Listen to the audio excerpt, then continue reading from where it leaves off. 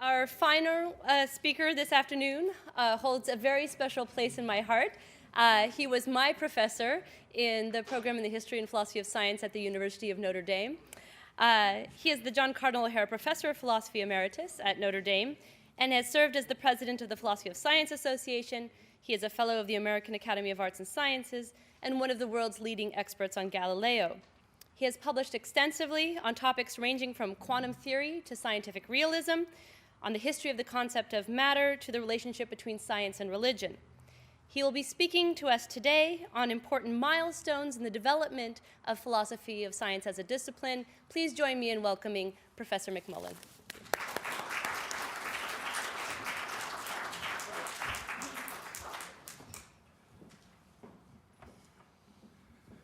Well, this occasion is a very happy one for me. I have, like so many other people here, warm memories of Boston over the years, principally because of, I suppose, really because of Bob and, of course, of Marx, the unforgettable Marx Wartowski, and, of course, a new reason now with Elisa here. So I'm happy to be back here and to recall the many times in the early years of the Boston Colloquium where I was a guest here. Bob mentioned one paper this morning, but as I was thinking about how I would plan for this meeting, I looked back at some of those papers, and one of them was called Empiricism at Sea. And when Bob and Marx put together a 25-year collection of papers from the early years, they chose that particular one, which was very nice. But when I said empiricism at sea, I didn't mean it was sinking. I just meant something different because I was responding to Herbert Feigl, who had, his paper was called Empiricism at Bay. And I thought empiricism was not really at bay for the good reason that just about everybody was an empiricist. The problem really was not so much to defend empiricism as to define empiricism, I thought. And so my challenge was not against empiricism, but was for a more careful use of the term empiricism. And, but I felt a little guilty because I had a very warm spot in my heart for Herbert Feigl, a great gentleman and a man to whom I owed because on one occasion he had asked me to fill in for him when he was on sabbatical in Australia, so I spent a very happy year, not really filling in, but in some sense filling in, I suppose, at the University of Minnesota, which began my association there on and off. So I feel that I do owe him because on that occasion I had to disagree with him, and as it turned out, which of course I didn't know and probably he didn't know, it was almost his last paper. He lapsed into a very serious and ultimately final illness, not very long, which took, sadly, a very long time, just shortly after that. So, but before I begin the more serious part of the talk today, Elisa had asked me for reminiscences, and I kept asking myself, reminiscences. And I couldn't think of any really valid ones bearing on Boston. I have plenty of them, but anyway. But I just mentioned two. They both involve Popper in very different ways. When I was a graduate student in Dublin a very long time ago, the Aristotelian Society, which is the equivalent of the American Philosophical, were holding their first annual meeting in Dublin. I think they hadn't met in Dublin before. And as a graduate student, I was pressed into service. People were coming off the boat, not off the plane in those years. This is early 50s. And I was allotted 2 people to take care of. I had no way of knowing, and the organizers had no way of knowing that they were 2 rather difficult people. Elizabeth Anscombe, if any of you know Elizabeth, and Karl Popper. Well, I could tell much about what happened, but I'll just tell you one thing. They were on the same program. It was on the concept of matter, And Elizabeth talked about the Aristotelian concept, and Popper talked about, I suppose, falsification. I'm not sure. But at any rate, what was quite memorable about the occasion was that when Popper was lecturing, Elizabeth Anscombe was sitting in a seat on the stage right behind him. She was blowing smoke rings at the back of his head. Now, of course, everyone knew of his very famous smoke allergy, so the audience was practically paralyzed to see what was going to happen. He didn't realize it, but it completely distracted the audience from what Popper was saying. It was a tour de force in some ways. Elizabeth herself was dressed in green slacks and accordingly, which in those days was not exactly standard, but then she never was exactly standard. The other was also more indirectly Popper. Popper had a very famous symposium. No, you wouldn't call it a symposium. An annual colloquium, I suppose, on a Tuesday. I think the only day he came in, actually. He mostly stayed home, but on a Tuesday he had an official visiting day. I was called to order there once, I remember, because I'd written something rather negative,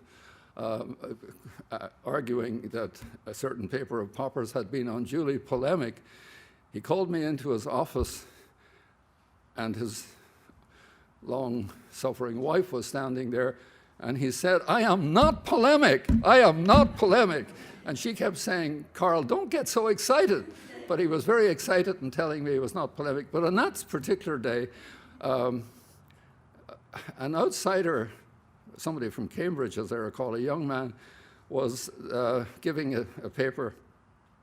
And I was sitting with Lakatos and Feyerabend in the front row.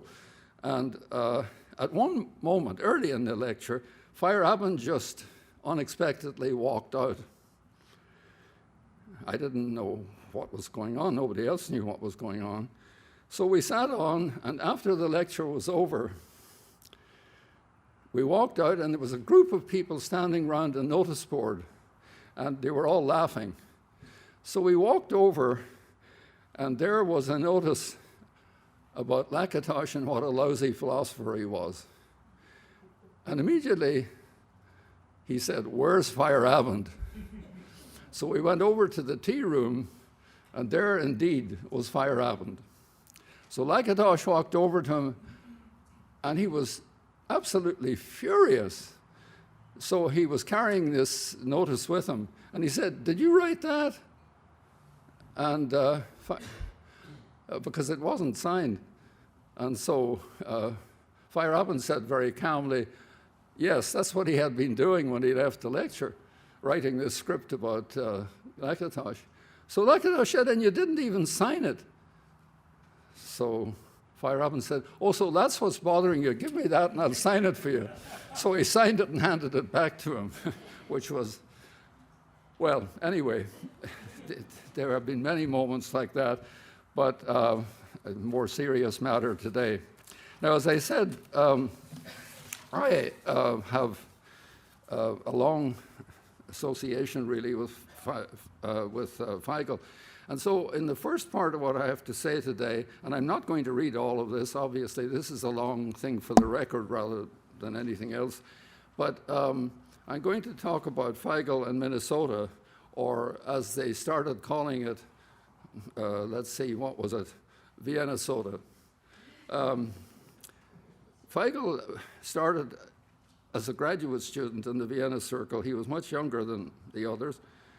He was working with Schlick, and he was very much part of the scene in Vienna. He was a friend of Paul Klee. He was very intimate with the Bauhaus people, and also he was very, not only interested in music, but himself a musician, a pianist. He was very fond of Bach and Bruckner. Those are the two I remember him talking about a lot. He used to play still sometimes in Minnesota. But lucky for him, and lucky all around, he got a Rockefeller Fellowship while still a very junior person in Vienna, and came to spend part of the time in Harvard in 1930. Now, he made a lot of contacts in Harvard at that time, and also to some extent in Columbia.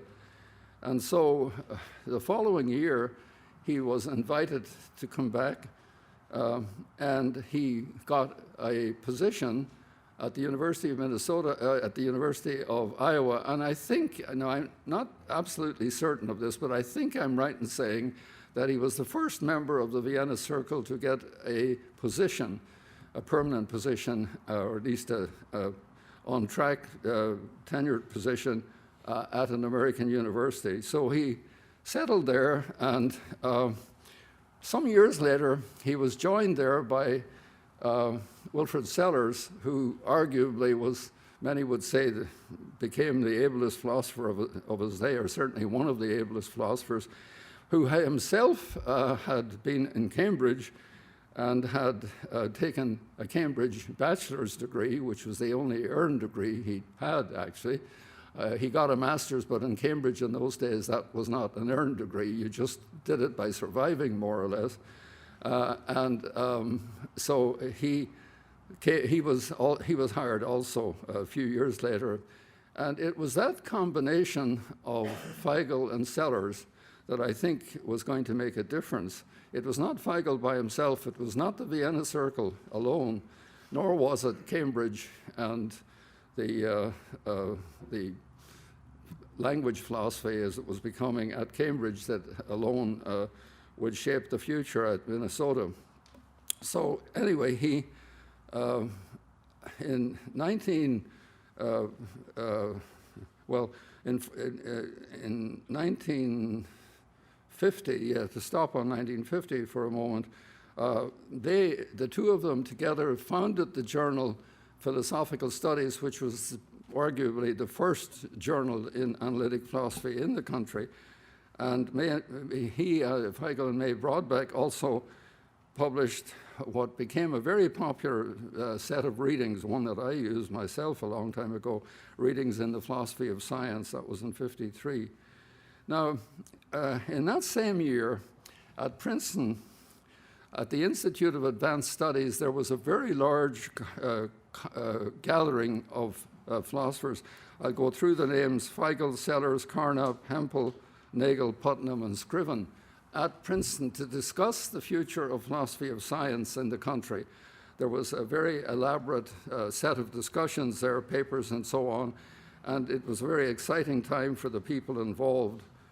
But when Feigl and Sellars came back to Minnesota, they were already thinking, of course, beforehand of this, but they set up what became the Center for Philosophy of Science at the University of Minnesota with the help of a very distinguished, or certainly to be distinguished, colleague of theirs, who was Paul Meehl, who was the chairman of the psychology department. And that particular relationship is important because, in point of fact, in the early years of the center, the first couple of years of the center, there was a very heavy emphasis on psychology. Now, not just because Paul Meehl was a psychologist and became eminent on the statistics used in psychology, but also because Sellars himself had been quite involved in language, discussions of language basically at Cambridge. So the whole question of the psychology, so to speak, involved, or psychological issues involved in language learning and all the rest of it was very much part of that. Now, there were a number of other major conferences at that time, but in those few years at Princeton first, and then especially at Minnesota, beginning in '54, a whole series of conferences bringing in the group I just mentioned, bringing in at least 3 or 4 members of the Vienna Circle, and also some younger people like Grunbaum, for example, like later on Putnam, that was somewhat later.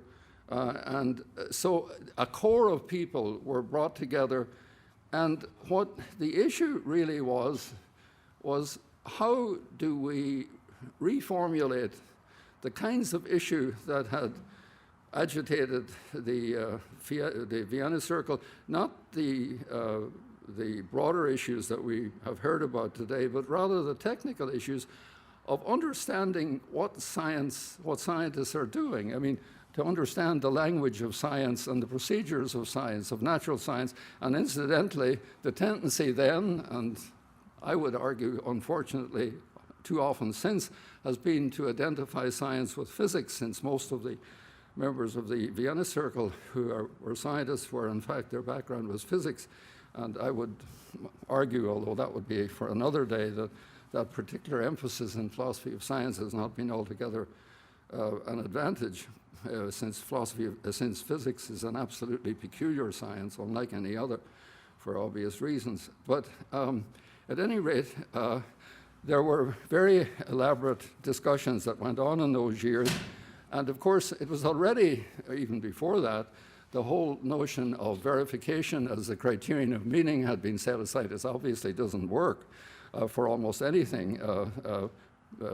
Well, certainly not for the broader sciences, but and certainly not for language generally, of course. But there were other issues. For example, the protocol sentences. That raises issues about the foundations of science, basically, as to where it starts. And the whole idea of a set of unproblematic foundational sentences is simply not on. There's an interesting analogy here between the Vienna Circle and, of all people, Aristotle. Aristotle is their predecessor.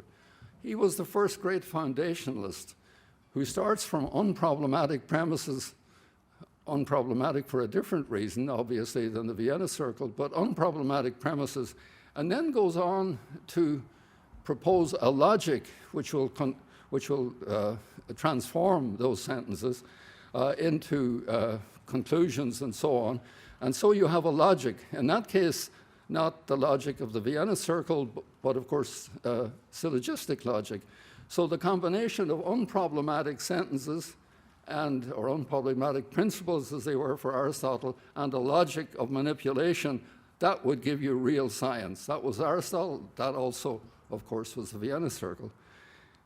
So there is that analogy. But the problem, the same problem as for Aristotle, is do we have unproblematic starting points? That becomes, in the Aristotelian tradition, that becomes a real question.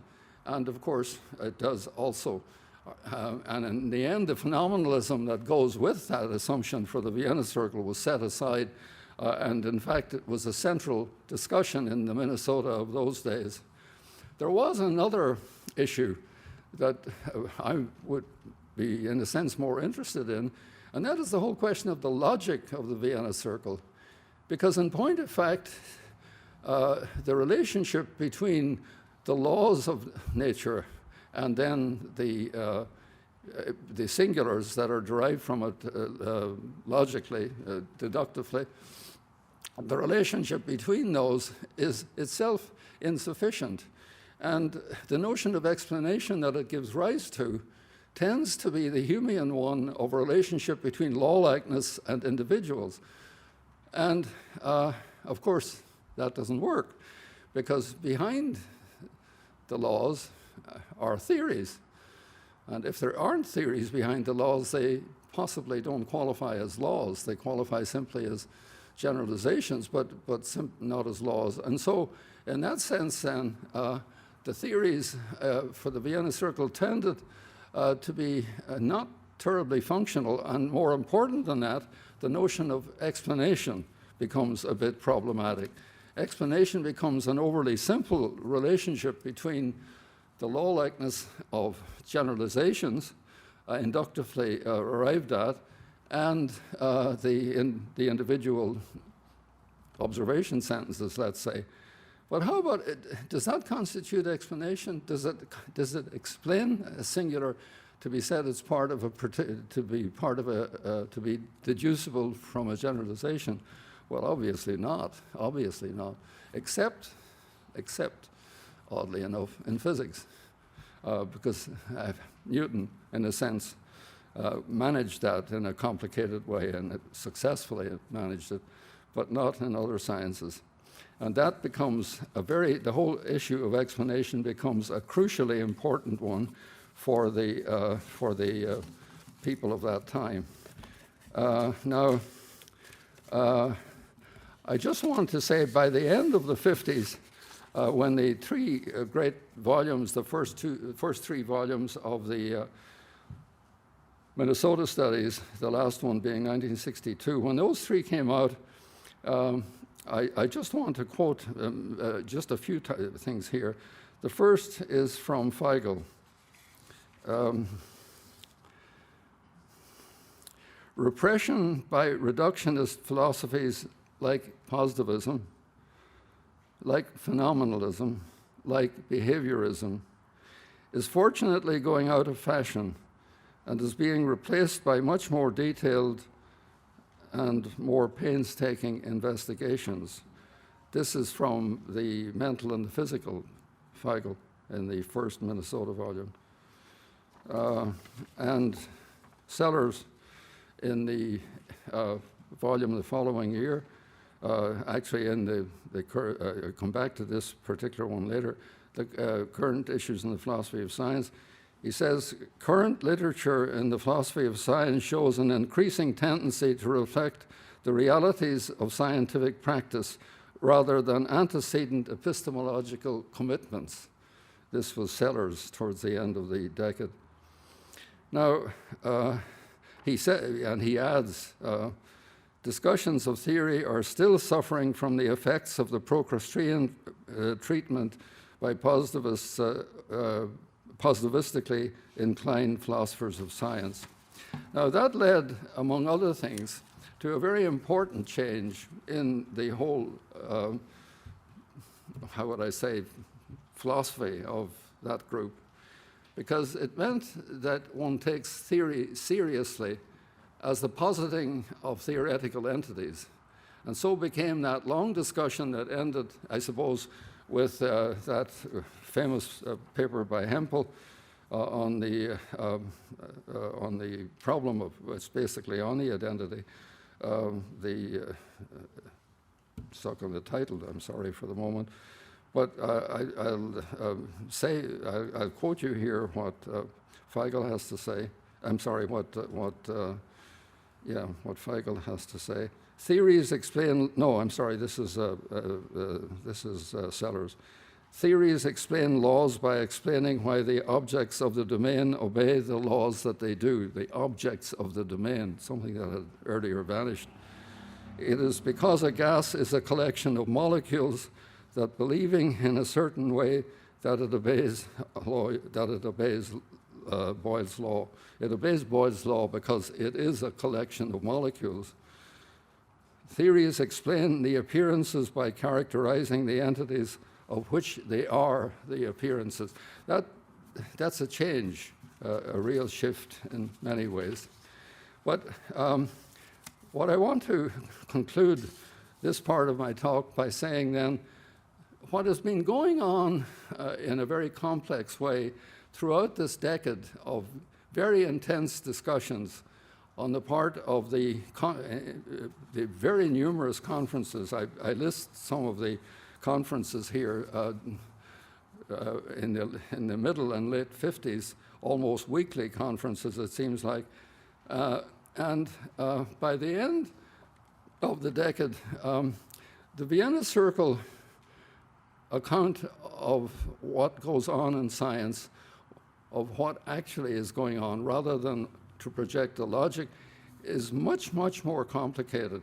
It has become a much more sophisticated kind of thing, thanks to all kinds of people who are now involved, not only the original people like Feigl and Sellers, but new people like Grunbaum, like Scriven, like Hansen, all kinds of new blood that are interacting. And what you have is a much more, well, we heard about this earlier, a much more specialized, a much more constrained, if you like, in one sense, notion of science that had, notion of what goes on in science than had been the case before.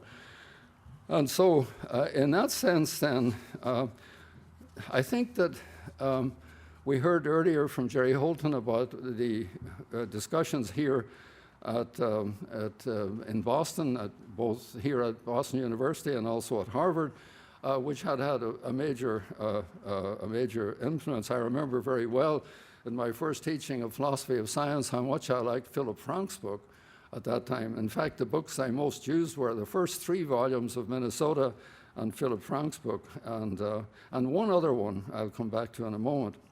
So here we have then a major, if you like, predecessor for what happens in the year 1960, the so-called annus mirabilis, when centers broke out all over.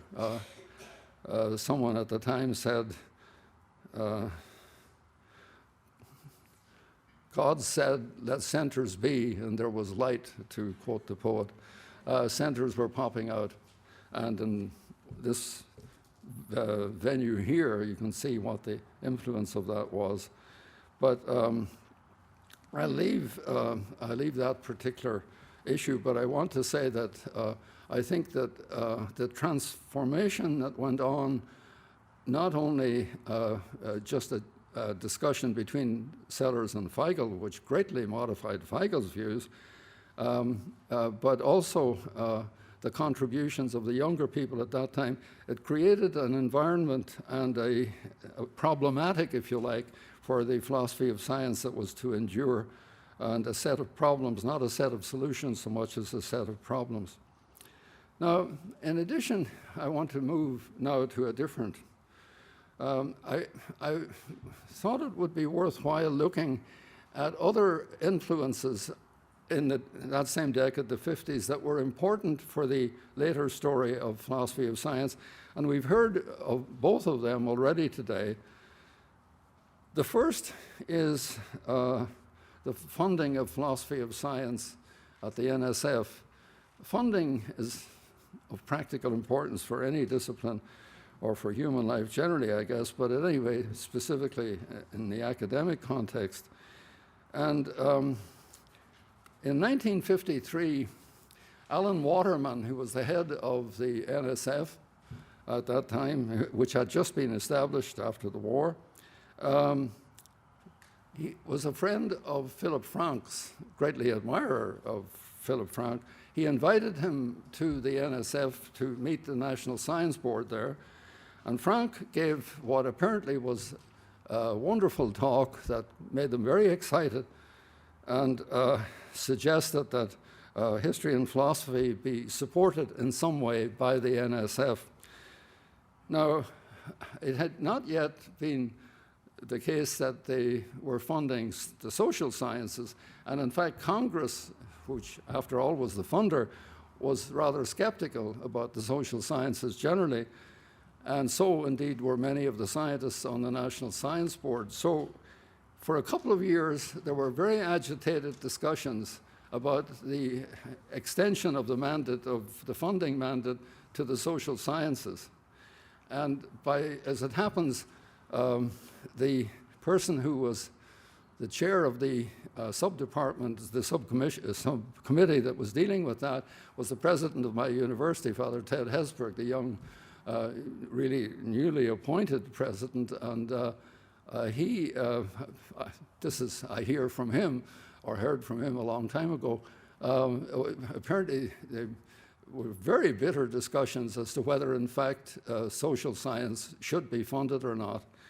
And interestingly enough, the social science, quote, that was most easily supported by the scientists was history and philosophy of science. That was the one that they thought, well, that's tied to science, that's real stuff maybe, but not this other. The sociology was the one they really did not like. The other science, the other social science, as they called it, that they really liked was anthropology. And in fact, anthropology in the first year of the funding, first couple of years, got more than half of all the funding, anthropology. Anthropologists are an expensive lot, whether you go to Borneo or Middle India or someplace like that, that costs money. So anthropology seemed unthreatening, I suppose. But at any rate, the question that came up then was how the social science division was established. You'll find the dates on that handout. The social science division was funded, but the question was, how about history and philosophy of science?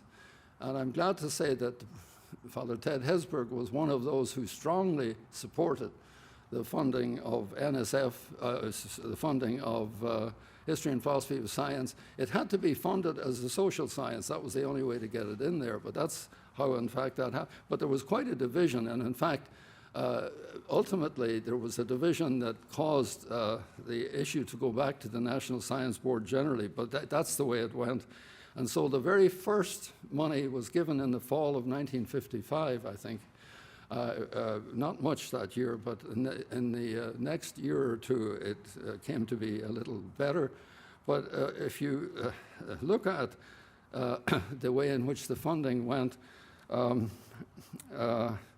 before we get to 1966, which was the highest ever, it's never been at that height since, it went to a little over $1 million that year. Someone tells me that that would be $7 million today. I'm not sure. This is for history and philosophy of science.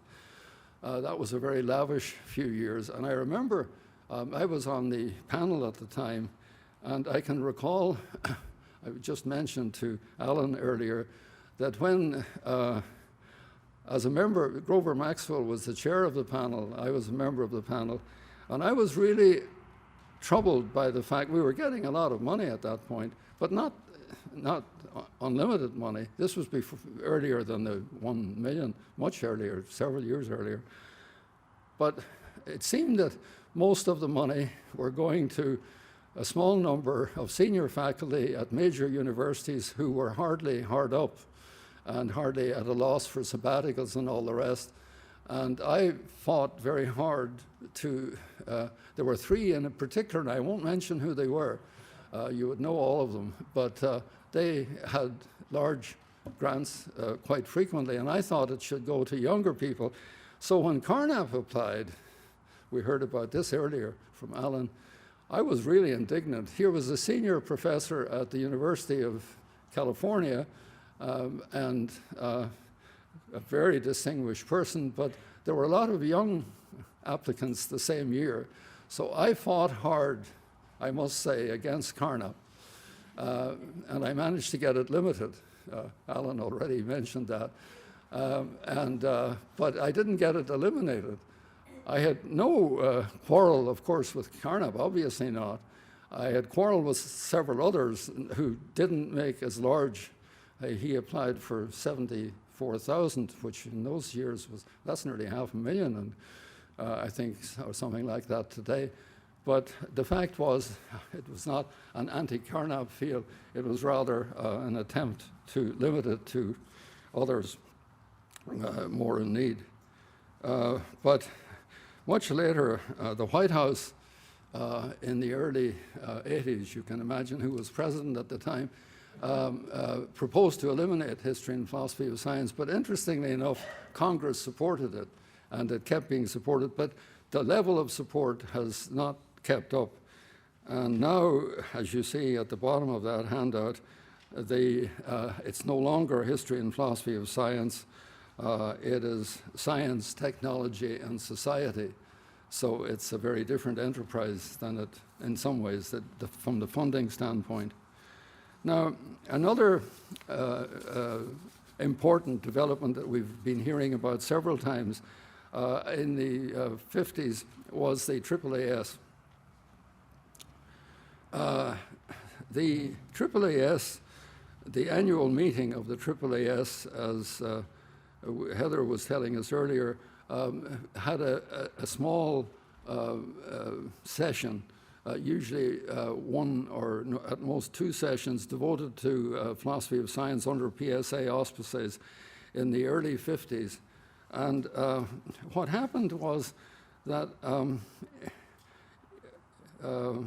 in 57 and 58, the Minnesota people decided that it was time for some kind of a national large conference under public auspices, widely publicized.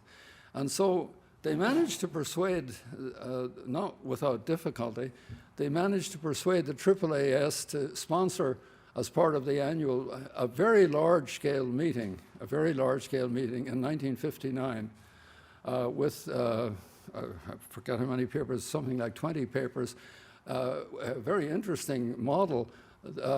Each paper had a respondent and then also a response from the speaker. There were 3. So if I say 20 papers, I'm talking about 60 altogether. Some of the responses were written later, and they came out in a book which I made much use of at Current Issues in the Philosophy of Science. That came out edited by Feigl and Maxwell. Came out, I think, in 61 or 62. And that was a very good volume of that time, and it gives a very good conspectus of what was actually going on in philosophy of science at that time. And it gave a model for what later on became the annual PSA meeting. As a matter of fact, if you look at the program of that 1959 AAAS Section L, the famous Section L, which was History and Philosophy of Science, if you look at that, it's rather like the kind of program that would later become the PSA program. But if you look at later years, after a few more years, I think it's 1962 or thereabouts, there are still, no, 1963, once again, there's a large-scale PSA, or well, Philosophy of Science meeting at Section L, not as big as the one in 1959, but a large meeting with varied papers in philosophy of science. And so a really kind of, how would I say, pattern for what would later become the PSA meeting.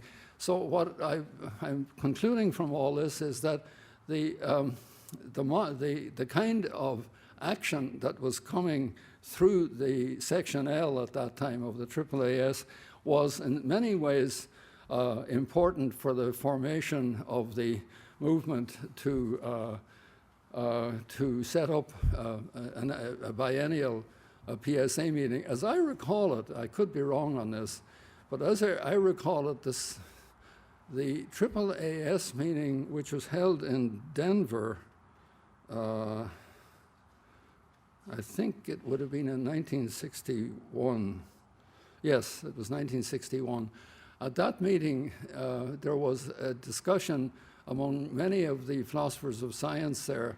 We got together in one room, and I can still remember vividly the image of Russ Hansen coming in with his head completely surrounded with a large, I don't know what you'd call it, like a helmet. He had just been through the first of his 2 plane crashes. As you know, I'm sure most of you know, he was not only a boxer, a concert pianist, decorated for flying in the Burma theater during the war, but after the war, he was fixated on breaking the world speed record for prop planes. Jets were just beginning to come in shortly after. But he was determined he was going to. It was held by Messerschmitt, which had been specially built under Hitler. It was not an ordinary model. It was a special Messerschmitt, which held the world, for all I know, still holds the speed record at sea level for prop planes. But after he went to Indiana, he put on performances over the Indiana home games called the Flying Philosopher. And so that was the main reason he was so greatly missed outside the philosophy department, outside the History and Philosophy of Science program at Indiana when he left to go to Yale. The football games, they say, were never the same after that. But on one occasion, when he was flying over Indianapolis at night, he ran out of petrol, ran out of gas. He was careful, having flown with him on one knuckle-white occasion. I can say he was a careful flyer, But on that occasion, he hadn't been careful enough. He ran into a storm, ran out of gas. He had to find a place to crash, basically. But he was over Indianapolis, and there aren't too many places to crash in Minneapolis. So he looked for a dark spot, which he hoped would be a park. It was a park. He landed, but I suspect he didn't have a seatbelt fastened, because at any rate he banged into the fuselage. His face was badly damaged, broken, some broken bone. And so when he came to our meeting in Denver, he was quite spectacular as a presence. It looked as though somebody from another world had suddenly landed to tell us how to get out of this part of the galaxy or something like that. At any rate, that meeting, which gathered all the philosophers of science at the AAAS that year on the Section L, there was an extensive discussion, which as far as I remember, I don't remember, the discussion was about setting up what became the PSA annual or biennial. I pushed hard for every 2 years, by the way. I still think I was right. But at any rate, it seemed fit at that time to everybody involved that there should be a major annual meeting of this obviously thriving discipline. Now, I'll go to the last one here, which is a bit more surprising and much less direct, because in the same year of 1960, there was the first annual meeting, the first, not annual, it became every 4 years, the first international congress for what came to be called Logic, Methodology, and Philosophy of Science. Now, there had been, in the decade before that, there had in fact been attempts to get a philosophy of science going in and international meetings in philosophy of science going in Europe. There was one held in Switzerland. But what happened in the late 50s was not exactly what you would have expected. A number of distinguished logicians, led by Tarski notably, and also by Kline and Montague and a few others, were very disturbed by the fact that there was nothing like an international congress. At that time, UNESCO was supporting international congresses, and we're already supporting an international congress in history of science, which was held, well, the timing varied a bit, but usually every 3 or 4 years. And so it seemed as though there ought to be something in logic, but they didn't, the mathematicians didn't want them very much, did not want them.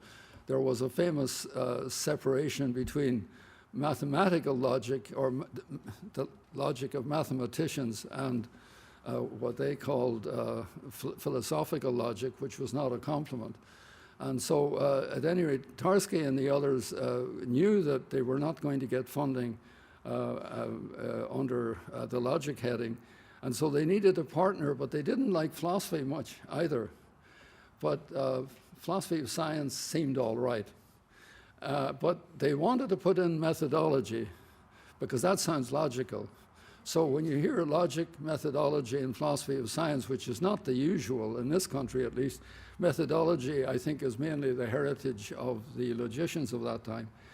And so they put that proposal to UNESCO, and it was in fact funded. The first one was held at Stanford. Pat Supes was the local organizer there, but really it was Tarski who was running it. And it was a very successful meeting. But what began there, and what to some extent, as far as I know, is probably still the case, it certainly was some years ago, was that it tended to separate, as logic itself becomes much more mathematical, much more specialized, the separation between it and the philosophers has tended to divide. It sometimes reminded me of what happened in the Middle Ages when the Ptolemaic astronomers separated from the philosophic astronomers. they seemed to be talking about the same universe, but they had two quite different models. They were both geocentric, but other than that, they were not similar.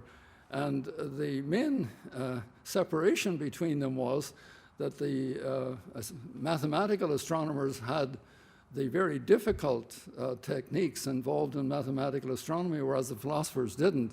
Now, it's been a bit like that in the international congresses, but at the same time, there's, I suppose, a certain amount of affinity there, but you have two different sections at the same meeting. Those meetings are very successful. Unlike the World Congress of Philosophy, which has been going on for a much longer time, UNESCO supported also, the World Congress of Philosophy, every 5 years at the moment, it has a philosophy of science section. But speaking from experience, I was on the panel for a few times for it, the quality of what they get is not terribly high, and since they want as many people at the conference as possible, the last one held in this country in Boston, now 10 years ago, held, I think, here in Boston, if I'm not mistaken. It gathered several thousand people. It's hard to have, you know, sort of head-to-head meetings or anything like that at a meeting that size.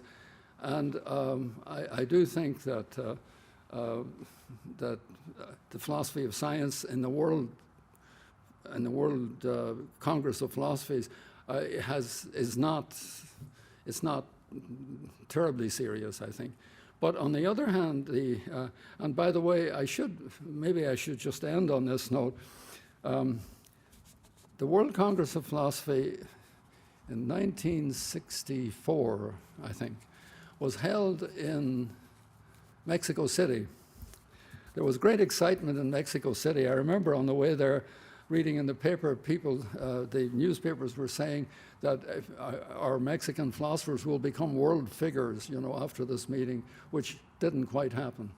But there was great indignation among the American contingent that there was no analytic philosophy or anything like it on the program. The Mexican organizers and the general organizers did not think terribly highly of analytic philosophy. There was a lot of Marxist philosophy, some Thomism, various other things, phenomenology and so on.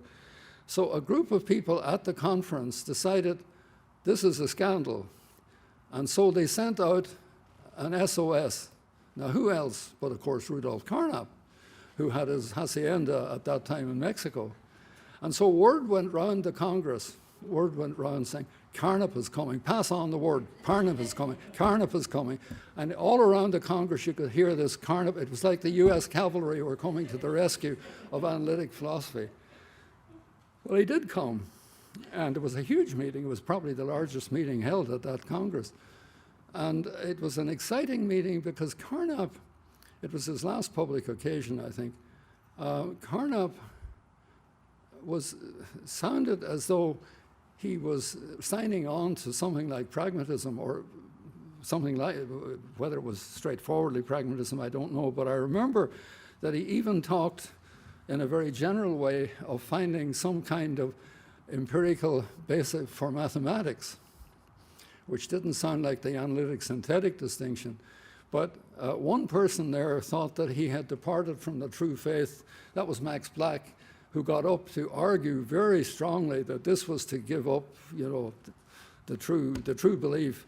But Carnap was not about to give in on that. But some others at the meeting, I remember one philosopher, a friend of mine, Bohensky, got so excited he started banging the table, and everyone was saying shush, you know, but he got so excited that Carnap, so to speak, was modifying as he saw the position. So there was one occasion where the World Congress of Philosophy produced some philosophical sparks of the philosophy of science kind, but that's not usually the case. But I do commend the Congress for Logic, Methodology, and Philosophy of Science. The next meeting, incidentally, for those who might be interested in applying, there is travel support from the National Science Foundation, from the National Academy of Sciences. The next one is in Nancy in France next July, the July of next year, for any who might be interested. Well, I've gone on long enough, I think, so thank you very much.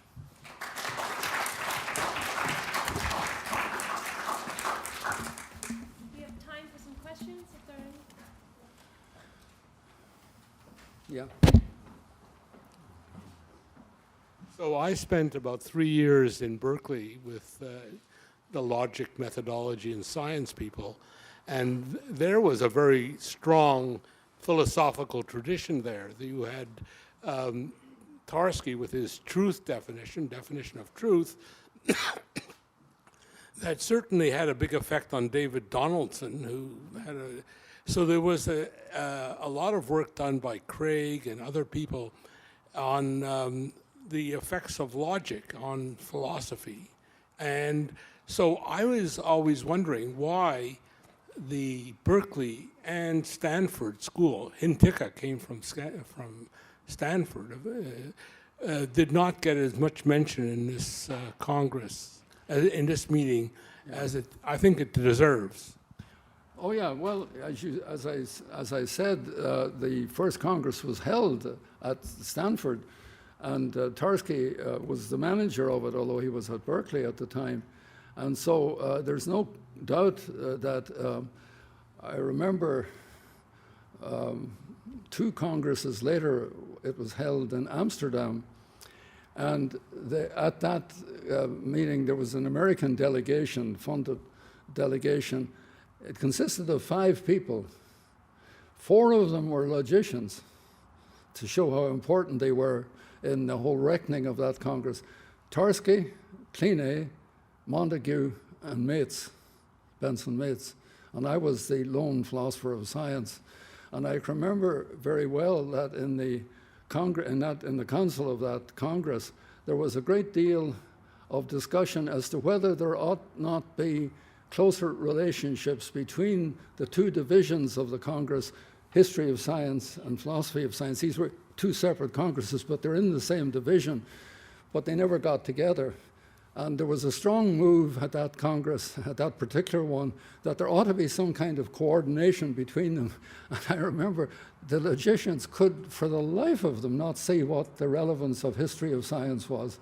They thought it was a very interesting, occupation if you want to get into it, fair enough, but it has nothing whatever to do with logic, obviously. So, but they were outvoted, and there was an attempt made, which was not entirely successful, to bring the 2 Congresses together later on. But I would say this in response to your question, I think it's an important point. I think this is quite important. If you look at the great logicians of that time, people like Tarski, for example, Kline, and others, they had deep philosophic interests as well. There's no question about that. And their work, obviously had an impact on the Vienna Circle. On the Vienna Circle. That tradition of logic was quite important at that earlier time. But what has happened, we heard what happens in the way of narrowing and specialization. What has happened in logic also, I think, I'm not a logician, but I think it's fair to say that those who work at the edge, at the cutting edge of logic today, are rarely people who are having any influence in philosophy itself. I may be wrong on that, because the field has become so difficult and so mathematical, really, that today the logicians are closer, in a way, to mathematics than to philosophy, which at the time I think was exactly not the case. Alan.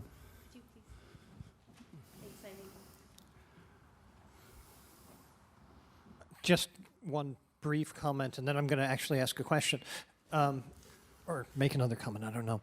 Just on the logician thing, one thing that if there is a bit of a Ernest Nagel archive at Columbia, and one thing that he clearly was concerned about in the late 1950s was the formation of the International Union for History and Philosophy of Science. And what he was doing, there are more letters about this than anything else.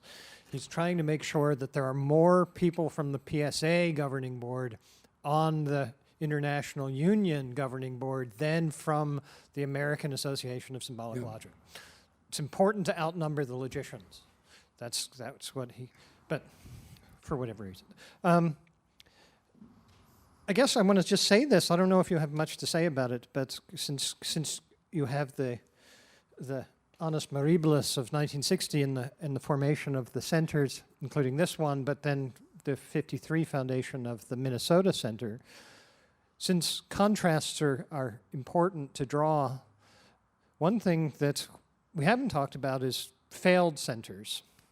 And I know of one of them, a center that was proposed in 1951 at Case Institute by our friend C. West Churchman, an institute on the philosophy of scientific inference, together with Russell Ackoff, with whom he had written a book on that subject. And I don't know if you know anything about why it failed, or if anybody knows anything about what was going on, what the vision was that they had of what philosophy of science was, why it didn't work. But it also goes back to Heather's, because there's a way in which, at a certain point, certainly Ackoff and I think also Churchman happily leave philosophy of science and go do something else. Yeah. Yes, we're going to continue to do the work that we've been doing, but we don't. The philosophers of science are telling us it's not philosophy of science, and we don't care. It'll be, as you have on 1957 at Section L, General Systems Research. That's what they do, and they did that for the rest of their lives. Yeah, well, you mentioned the General Systems Research. They appear in Section L around that time. And in fact, for a time, I would even say they were almost the dominant part of Section L back in the 50s. They appear fairly suddenly, actually, but they obviously are flourishing at that period. But what happened, I really don't know after that. What happened is that it was operational research. Yes. And it became part of the Cold War. Yeah. And operational research had linear programming, and it had to do with McNamara and how the Defense Department worked in Vietnam. Yeah. So it was operational research that took over. Churchman was one of the founders of it. Yeah.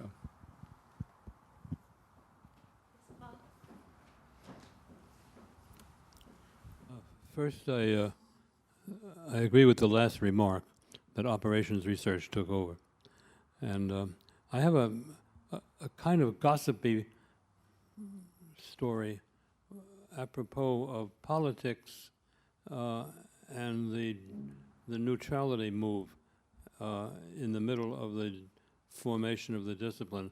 So this is apropos of both Heather's paper and Ernan's paper. This is about Carnap and Mexico. That's what makes me think of it. Carnap, of course, never gave up his personal leftist, humanist, socialist ideals. But he didn't take a great active political role in America, although it was known he didn't hide anything. But I was with him one time in Los Angeles after he had made a visit to Eli de Gortari, a Mexican communist logician who had written a book on dialectical logic. And the question had arisen whether there wasn't some way of making a rational presentation of the present, at that time, the current Soviet doctrine of dialectics. And dialectics was thought to be a mystical nonsense, and maybe this logician had said something which is really, in a disciplinary sense, quite legitimate and respectable. And shouldn't we translate it, said Carnap, shouldn't we translate it, if it's that, and publish it in the Boston Studies? Because we were known for reaching out across boundaries. Boston Studies was. Then I said that would have been very good, but what happened? He was telling me this story. What happened? He said, well, de Gortari was arrested and was in some alleged communist plot. He said he was innocent of anything violent, but he was in prison. And there was an international effort to bring attention of the Mexican government to freeing him. So Carnap said, well, he needed an international noted philosopher, preferably from a capitalist society, preferably from North America. So Carnap went to Mexico City to visit de Gortari in the jail. And indeed, de Gortari was freed. It's not the political result that's so important, but that Carnap just did that. He could have lost his visa. He could have lost his position at UCLA. At any rate, a brave man. We didn't publish the book, by the way. Give him the last word. Okay, yes, and let's please join me in thanking Father Ernan McMullin again for